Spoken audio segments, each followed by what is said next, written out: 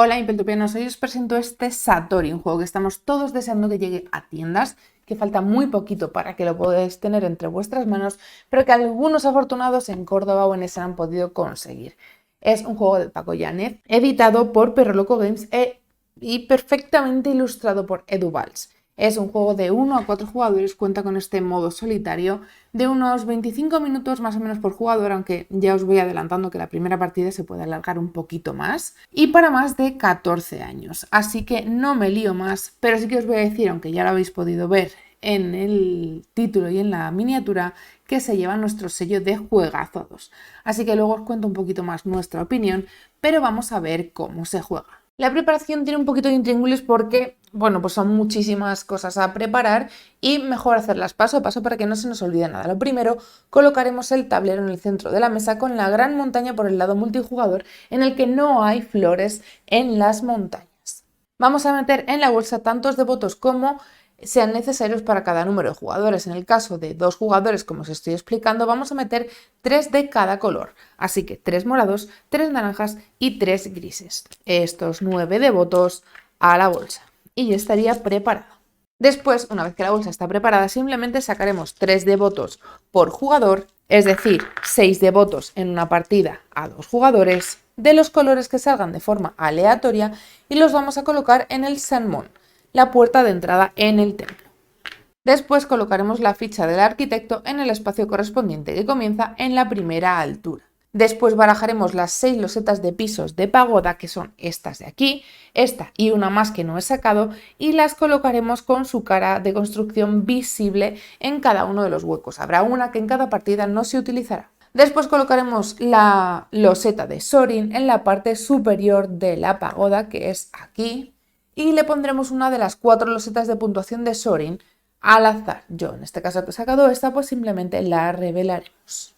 Después cogeremos las losetas de coste de Hokoro, que son estas de aquí. Dependiendo del número de jugadores, también vamos a poder utilizar las anuladas. En el caso de una partida a 2 jugadores, no vamos a utilizar ni estas losetas de anuladas ni sus correspondientes Hokoros negros, así que simplemente podremos retirarlos de la partida.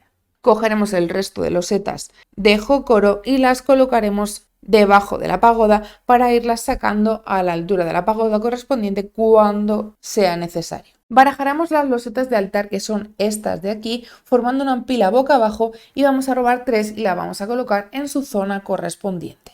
También barajaremos las ornamentaciones del altar, que son estas de aquí, y sacaremos 3 en sus huecos. También vamos a poder hacer una pequeña reserva de recursos que van a ser los mons, que son las monedas.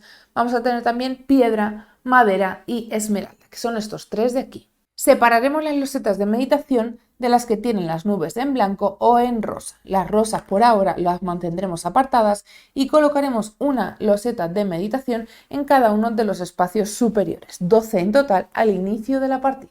Colocaremos los hikari, que son estos soles, en el espacio superior de cada una de las montañas. Barajaremos las losetas iniciales y sacaremos una más que el número de jugadores al inicio de la partida. Y las pondremos boca arriba. El resto se podrán ir a la caja. Vamos a repartir también las fichas de amuleto, una por cada jugador. Lo vamos a repartir de forma aleatoria, una a cada jugador y el resto simplemente a la caja. Pues yo me quedaré este y vamos a poner, para luego poder hacer el ejemplo, que el otro jugador tendría esta. El resto a la caja. Estos amuletos nos van a dar una forma de puntuar en un momento concreto de la partida, que va a ser después de la ronda 3, entre la 3 y la 4, aunque luego lo veremos, y una puntuación de final de partida. Tiene una forma especial de puntuar, así que luego os explico cómo funciona. Repartiremos también las fichas correspondientes a cada jugador. Tendremos 3 monjes, tendremos 5 jocoros, un sexto más que se coloca en esta zona de aquí y 2 campanas. Una de ellas la tendremos nosotros y la otra estará formando el orden de turno. También tendremos 3 marcadores de culto que irán en esta zona de aquí. Todos los marcadores de culto de todos los jugadores están en esta posición. También tendremos un contador de puntos de Satori que comienza en el número 5 del track de puntuación. Tendremos también una mano de plegarias que se coloca en el tejado de las plegarias y un contador de ofrendas que se coloca en la casilla del icono del track de ofrendas. Por último tendremos un contador de incienso que se coloca en la casilla 0 del incienso. Elegiremos de forma aleatoria, de la forma que más os convenga o más os guste, quién va a ser el jugador inicial. Pues en este caso, por ejemplo, comenzará el rojo. El jugador inicial comenzará cogiendo una loseta inicial para llevarse sus beneficios. En orden de las agujas del reloj, el primer jugador cogerá este, el segundo jugador cogerá este. Como somos dos jugadores, el tercero simplemente se irá a la caja. Pero ahora, de forma inversa, es decir, comenzando por el segundo jugador o por el último en partidas de más jugadores, colocaremos uno de nuestros monjes en una de las losetas de meditación. Así que el otro jugador se colocará donde quiera, con la restricción de que no se puede poner en un sitio donde esté el sol del Hikari y que no puede haber otro monje. Para el primer jugador que se coloca no hay ningún problema, pero para los siguientes jugadores no podemos coincidir con otro monje ni con el Hikari, así que nos pondremos en cualquier otro sitio. Por ejemplo, por aquí. Cogeremos los recursos correspondientes de la loseta que nos hayamos quedado. En este caso será un mon y 2 en el track de incienso. El otro jugador habíamos dicho que se cogía un mon, una madera y también un incienso.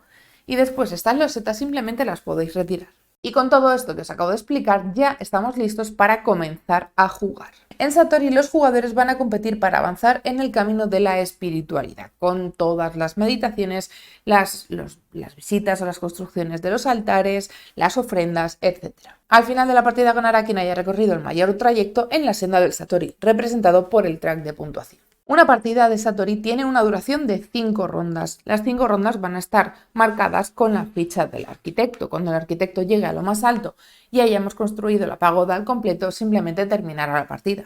En cada ronda también vamos a tener un número determinado de turnos. Simplemente se van a acabar todos los devotos de la zona del templo. Cuando todos los jugadores hayan realizado 3 turnos cada ronda, pues habrá finalizado y pasaremos a un pago de recursos que está todo indicado en el tablero para comenzar una nueva ronda. En nuestro turno lo que vamos a hacer es colocar uno de los devotos que todavía queden en el templo en uno de los altares, libre o que esté ocupado por otro devoto, eso da igual. Aunque también podríamos colocarlo en el altar de la caridad, que es esta zona de aquí. Tiene un mecanismo un poco diferente, así que ahora os explico las dos formas. ¿De qué depende del devoto que coloque o de la acción que quiera realizar? Muy sencillo. Si coloco un devoto del mismo color que el altar en el que estoy haciendo la acción, entonces podré realizar las dos acciones indicadas en el altar. Por ejemplo, si utilizo este devoto naranja en este templo de aquí, puedo realizar las dos acciones. Lo mismo sucederá con los grises y con los morados. Pero ¿qué sucede si no puedo, si no tengo disponible o si no quiero utilizar un devoto del mismo color? Por ejemplo, colocando este devoto morado en este altar naranja. No sucede nada, pero tendré que tener en cuenta que solo puedo utilizar una de las dos acciones, la que yo quiera, pero solo una de ellas. Ambas formas tienen un beneficio en el track de las ofrendas. Si coloco un devoto del mismo color del altar, subiré 2 en el track de las ofrendas. Sin embargo, si solo realizo una acción, es decir, si el devoto es de un color diferente al altar, solo subiré 1 en el track de las ofrendas. Ojo, porque esta mini acción es fácil que se os olvide de realizar. Si el devoto lo coloco en esta zona de aquí, en la zona de caridad, vamos a poder tener dos acciones disponibles. Voy a comenzar primero explicando las acciones que tenemos disponibles y cómo se realizan y luego os explico un poquito la modificación que tiene la zona de caridad. Las acciones más básicas que tenemos disponibles son las de coger recursos, que están en esta zona central. Simplemente esta acción de aquí nos permitirá coger 2 maderas, esta acción de aquí nos permitirá coger un mon, esta acción de aquí nos permitirá coger 2 piedras y esta acción de aquí nos permitirá subir 1 en el track del incienso. Luego tenemos otra acción disponible que también tiene que ver con conseguir materiales, que es esta acción de aquí, pero esto ya nos requiere un pago. Esta acción nos permite descartarnos de un mon, es decir, de una moneda, y de 2 materiales a elegir entre madera, piedra, 2 de una de ellas o una de cada para conseguir una esmeralda. Simplemente descarto lo correspondiente y me cojo la esmeralda. Otra acción de las más simples que tenemos disponible será la de colocar un monje en una de las losetas de meditación. Para ello vamos a coger uno de nuestros monjes disponibles, porque es posible que no tengamos en ese momento, y lo subiremos a una de las losetas de meditación que habíamos visto anteriormente. ¿Cómo lo vamos a hacer? Como os he explicado, no podemos coincidir con un monje y no podemos coincidir con el Hikari, así que simplemente lo podremos colocar en cualquier otro sitio. Podemos tener los 3 monjes colocados en las losetas de meditación, pero tened en cuenta que al final de la ronda vamos a tener que hacer un pequeño mantenimiento con los monjes que estén en la zona de meditación. Otra acción que tenemos disponible de lo más sencillo es la utilización del Hikari o el movimiento del Hikari. Vamos a tener un Hikari normal con un solo paso y un Hikari doble, que nos va a permitir mover 2 veces el Hikari. La norma de restricción que tiene el Hikari es que no podemos terminar con el Hikari en el monje de otro jugador. En este caso, por ejemplo, si hiciésemos esta acción, no podríamos hacer así y simplemente así porque este monje no es nuestro. Entonces no podríamos terminar la acción de movimiento en esta loseta. Sí que podríamos pasar por ella. Por ejemplo, si hiciésemos un Hikari doble, pues podríamos pasar por ella y acabar en una loseta nuestra. Cuando acabamos en una loseta de meditación que contenga un monje nuestro, simplemente el monje le vamos a llevar a esta zona del sol de aquí, cogeremos la loseta y haremos lo correspondiente. Hay losetas que simplemente nos van a dar algún recurso, sin nada que nos pida a cambio, y otras vamos a tener que pagar algo para que nos permita hacer otras cosas. Esta, por ejemplo, nos indica que debemos pagar una esmeralda para ganar 2 puntos, colocar un monje en una de las losetas de meditación y mover el Hikari en un paso. El Hikari, ya que estoy explicando esa acción, se puede mover en cualquier dirección, tanto en sentido horario como en antihorario, pero siempre dependiendo del número de pasos que vayamos a dar. Cuando realizamos esta acción, tanto si pagamos los materiales como si no, le daremos la vuelta y a partir de ahora tendremos uno de los tejados de la pagoda disponibles. No es necesario poder pagar los recursos y hacer la acción correspondiente, podría simplemente pasar de ese intercambio, dar la vuelta y quedarme el tejado. Es decir, podremos resolver la loseta de meditación, pero no es obligatorio. La siguiente acción que tenemos disponible será la de construcción, que es esta de aquí. En este caso será la construcción de un altar, que tiene que ver con esta zona de aquí. A 2 jugadores, estos 4 altares están bloqueados con este icono aquí, que son más 3 jugadores y más 4 jugadores. Así que haremos como que esta última fila no existe. Para construir un altar, ¿qué debemos hacer? Pues ver las losetas que tenemos disponibles en esta zona de aquí, pagar lo correspondiente dependiendo de la que quiera coger, que serán 2 mon, 2 maderas o 2 piedras, la cojo y la construyo. ¿Dónde lo puedo construir? En un altar que esté libre, que esté vacío, o en un altar que no esté vacío, pero tapando lo correspondiente, dependiendo de dónde me coloque, así tendré que pagar unas cosas u otras, ahora os lo explico, pero nunca podremos tapar estos 2 altares amarillos. Estos siempre tienen que estar disponibles. Y de hecho, si os fijáis aquí arriba, no tiene el hueco para colocar una de nuestras fichas. Eso sí, si quiero tapar un altar básico, tendremos que hacerlo con un altar del mismo color. Es decir, yo no podré tapar un altar gris con otro naranja. Siempre tendrá que ser del mismo color. Como ya os he dicho, pagaremos lo correspondiente dependiendo del altar que hayamos cogido. Colocaremos uno de nuestros marcadores de culto sobre el altar que acabamos de coger. Si está colocado en un altar libre, pues simplemente lo podremos colocar sin ningún tipo de coste.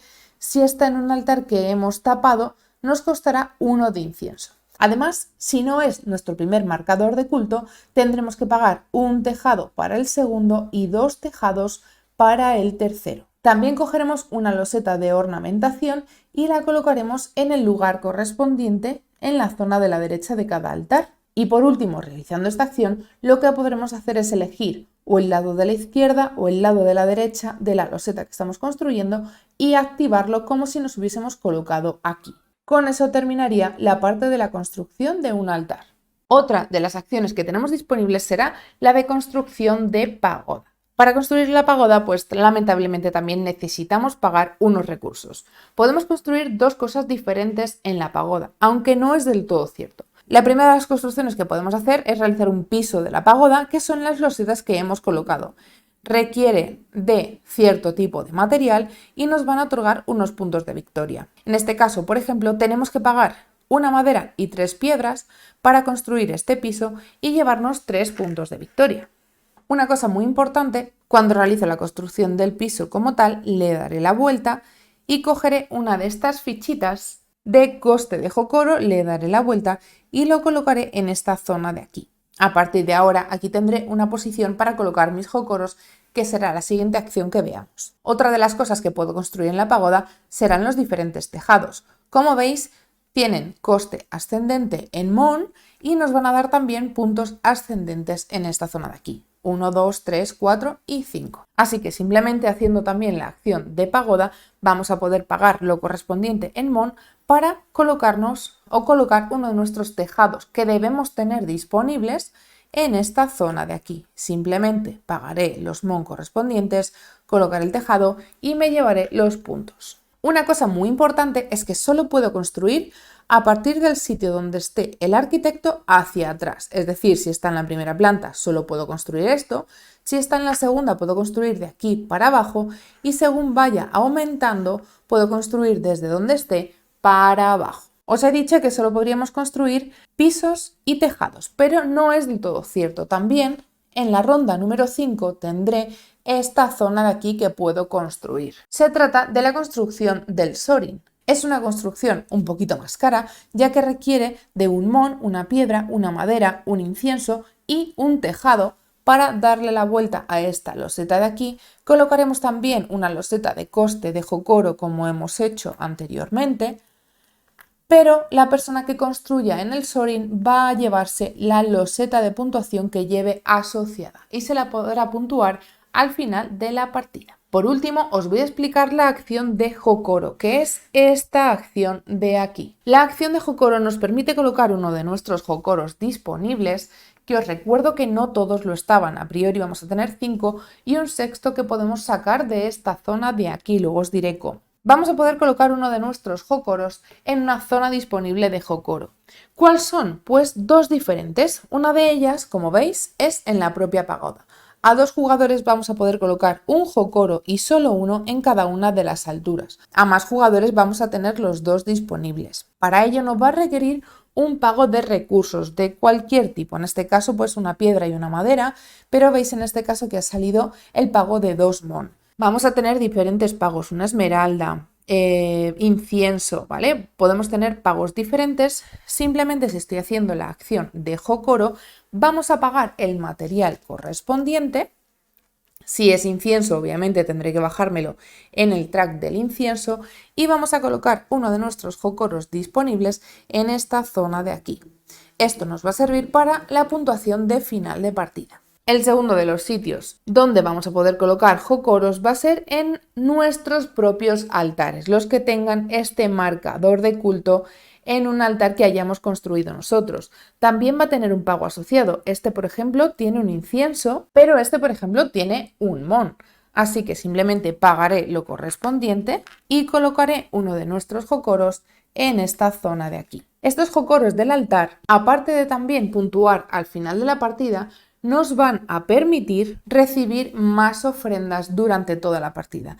¿De qué forma? Como os he explicado anteriormente, cada vez que colocamos uno de los devotos en un altar, si coincide el color, además de las 2 acciones, vamos a subir 2 pasitos en la zona de ofrendas. Pues si colocamos un devoto, nosotros mismos o cualquier otro jugador, en un altar donde ya tenemos el Hokoro puesto, también vamos a recibir esas ofrendas. Así que de esta forma, este jugador, imaginaos que es el blanco, coloca un devoto gris en esta zona de aquí, él va a subir 2 en las ofrendas y yo voy a subir otros 2 porque el altar lo he construido y lo he reclamado yo. De la misma forma, si la acción fuese mía, podría subir esos mismos 2 por mi acción y los mismos porque el altar es mío. De la misma forma, si el devoto no coincidiese, ese jugador se va a llevar 1, pero yo también me lo voy a llevar.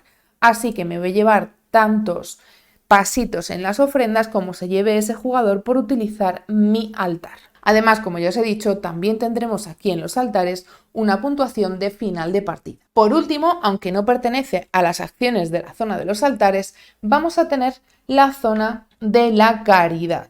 Vamos a poder colocar aquí todos los meeples que queramos y vamos a realizar una de las dos acciones, la acción de la izquierda o la acción de la derecha. La acción de la derecha es muy simple porque simplemente vamos a, sin coste alguno, utilizar la acción del altar correspondiente. Es decir, yo me puedo colocar aquí, no me llevo nada porque coincida el devoto, pero sí que puedo hacer madera, piedra y mon y coger esos recursos como si estuviese realizando esa acción. Pero también podría hacer esta zona de aquí que es bastante importante y que se va mejorando según aparecen más devotos en esta zona de aquí. Lo primero será colocar mi marcador de jugador inicial que teníamos en la reserva a la derecha de la zona de orden de turno. Después podré elegir entre llevarme mon o llevarme incienso, dependiendo de los colores diferentes de devotos que haya en esta zona. Si soy el primero, solo habrá un color, me llevaré 2 mon y un incienso.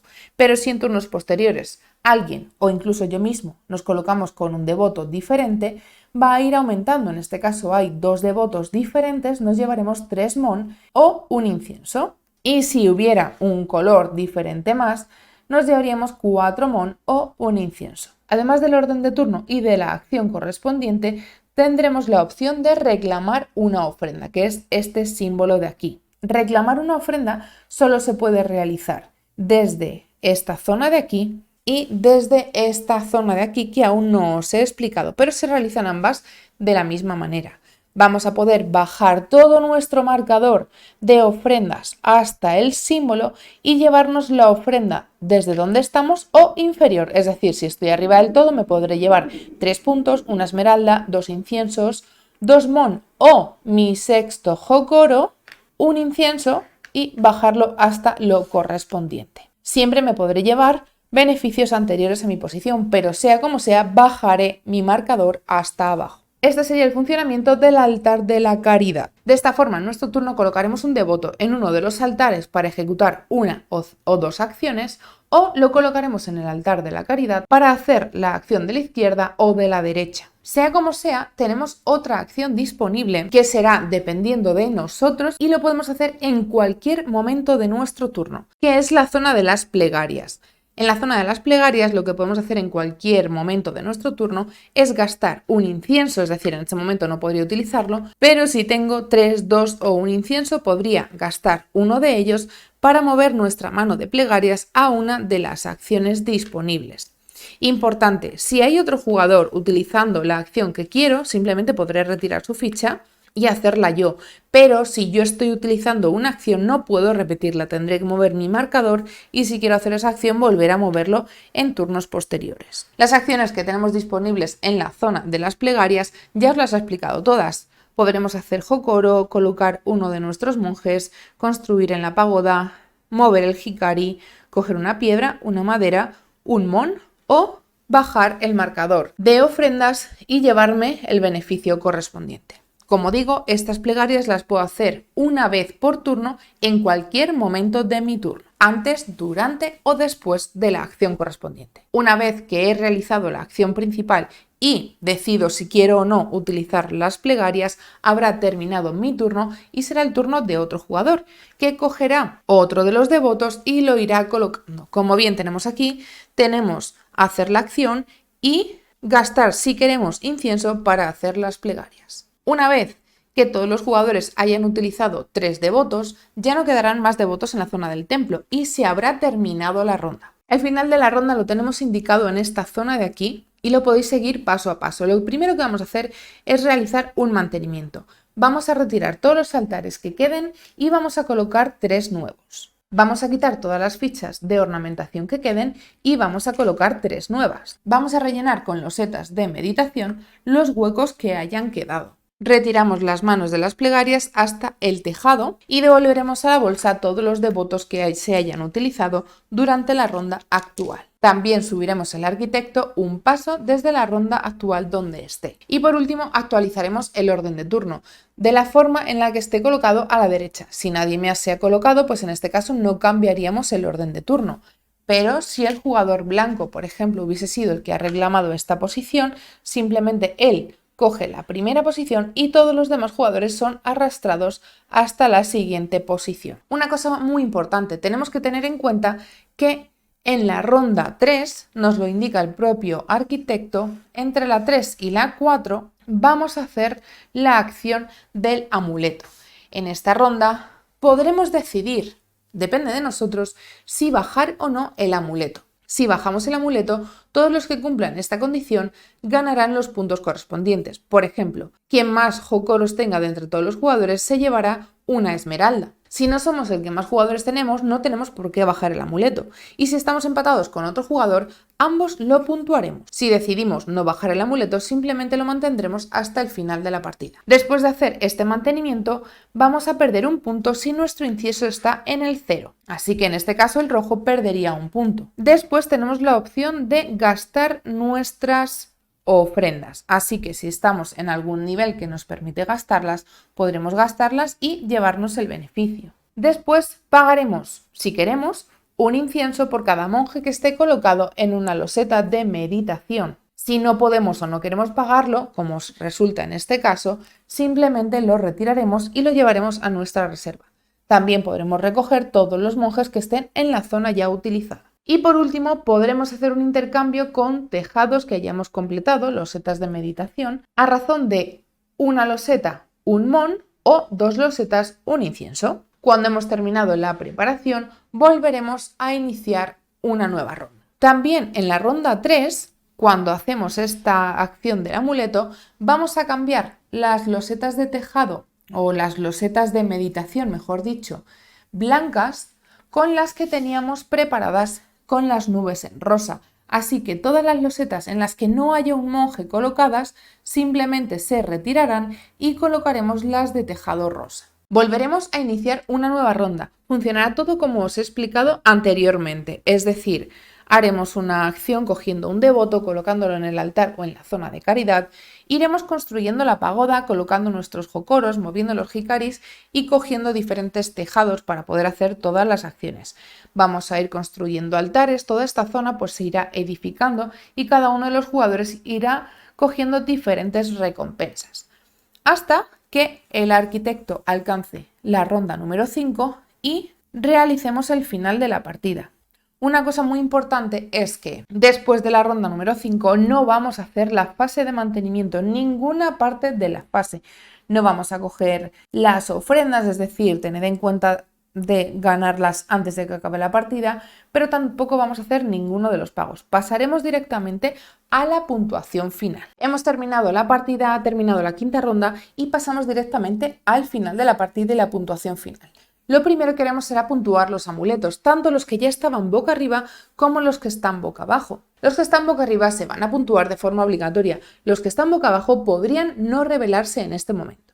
Es decir, yo aquí había puntuado que el jugador que más jocoros tuviera colocados se llevaba una esmeralda, pues también el que más jocoros tenga al final de la partida se llevará 2 puntos extra. Eso sí, estas losetas hay que revelarlas en orden, desde la 1 hasta la 5, en orden ascendente de puntuación. Lo siguiente que vamos a hacer será puntuar los jocoros de la pagoda. Se trata de una multiplicación del número de jocoros que tengamos por el número de tejados que haya en la pagoda, en este caso 3 por 4, 12 puntos de victoria. Lo siguiente será puntuar los jocoros en los altares.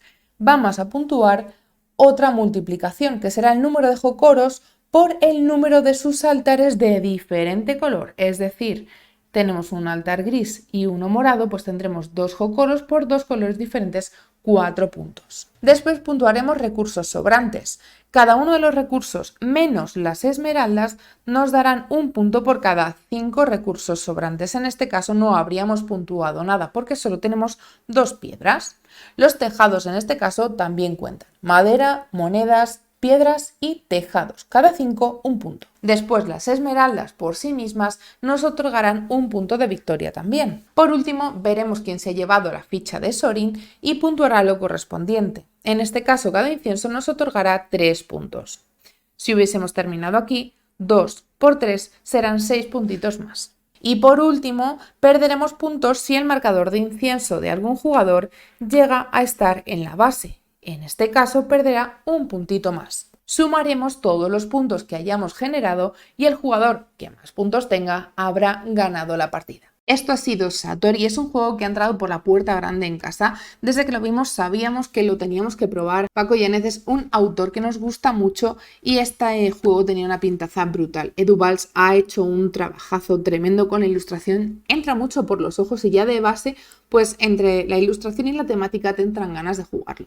Además es un juego que al principio te tienes que hacer con todo lo que puedes hacer. Como ya habéis visto, no es complicado jugar, pero sí gestionar todo lo que necesitas. Es un juego exigente que te va a hacer estar 100% dentro de la partida. Como os he dicho, el marcador de las ofrendas es un poco complicado de gestionar porque se te olvida subirlo, porque estás tan centrado en hacer las acciones que necesitas, en hacerlo todo perfecto, que se te puede ir. Recomendación: que cuando un jugador está haciendo la acción, otro se encargue del marcador. Pues siempre el anterior o el siguiente, a 2 jugadores, pues el otro jugador. Otra recomendación es que lo toméis con calma, que veáis bien los iconos y que veáis lo que necesitáis realizar en cada una de las rondas o en rondas posteriores. Siempre intentas hacer una acción con el devoto del mismo color porque te sale más rentable, pero hay veces que es preferible pues utilizar un devoto que no pueda hacer la acción completa, pero que sí que pueda ser bastante eficaz. Y por supuesto se lleva nuestro sello de juegazo a 2, porque a 2 funciona de maravilla. Es un juego que hemos podido probar a 4 jugadores y a 2 jugadores. A 4 obviamente se alarga más la partida, ya os he dicho que es 25 minutos por jugador, por tanto a más jugadores más tiempo, también porque es un juego que requiere de mucho pensar y de ver bien las acciones que necesitas seguir. Entonces, pues a más jugadores se va a hacer un poquito más largo el entreturno. A 2 jugadores va bastante más fluido, sobre todo en nuestro caso, la partida de 2 jugadores fue posterior a 4 jugadores, con lo cual se nos hizo aún más amena la partida. Funciona perfectamente con muy poquitas modificaciones, como es el caso de los costes de Hokoro, que solo se va a poder poner uno de cada jugador, o la colocación y la construcción de los altares, que nos desaparecen 4 de ellos. Por lo demás, no hay ninguna modificación y funciona perfectamente a 2 jugadores. Así que chapó por este Satori, perro loco, Paco Yáñez. De verdad, enhorabuena, porque nos ha flipado, ha entrado por la puerta grande y en casa se queda. Así que recomendado para todas las personas que les gusten los euros y les guste comerse el coco. Dejadme los comentarios abiertos como en todos los vídeos. Si tenéis cualquier duda, si creéis que me he saltado algo, que he explicado algo mal, lo podéis dejar por aquí abajo para que lo veamos todo y podamos rectificar. Espero vuestros comentarios también sobre si os gusta este juego, si lo habéis podido probar en Córdoba, lo han tenido, o si estáis esperando que llegue a tiendas, y yo os recomiendo que lo pilléis a la de ya. Y nada más, que nos vemos en el próximo vídeo de Mipel Topic. Hasta luego. Gracias a nuestros propinadores por estar ahí cada día. Si tú también quieres hacerlo, apóyanos en nuestra página de Tipeee. Y si te ha gustado el vídeo, dale like y suscríbete.